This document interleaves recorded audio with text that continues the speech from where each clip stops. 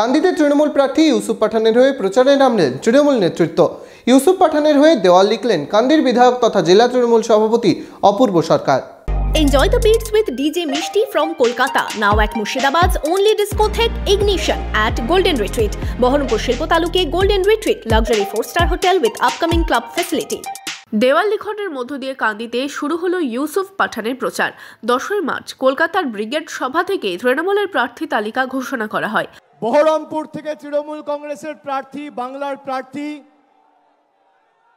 ভারতবর্ষের অন্যতম ক্রিকেটের তারকা কেকেআর টিমেও দীর্ঘদিন খেলেছেন, আমাদের সকলের অত্যন্ত প্রিয় এবং জনপ্রিয় ক্রিকেটার ইউসুফ পাঠান।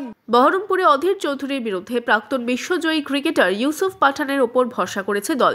বৃহস্পতিবার দুপুরে কান্দি পৌরসভার 1 নম্বর ওয়ার্ডে প্রার্থীর হয়ে দেওয়াল লিখলেন বিধায়ক তথা বহরমপুর মুর্শিদাবাদ সাংগঠনিক জেলা তৃণমূলের সভাপতি অপূর্ব সরকার। কর্মী হিসাবে আমরা এখানে আমার রাজনৈতিক মাতৃভূমি 1 নম্বর ওয়ার্ড, আমাদের সমস্ত স্তরের সহকর্মীরা আছে এই ওয়ার্ডের।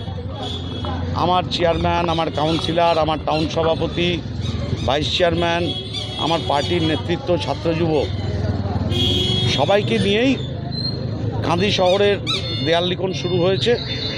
আমারও এসছি কাল রাত্রে, ফিরেছি, সবাইকে সাথে নিয়ে দেয়াল লেখা আরও ত্বরান্বিত করা হলো আজকে।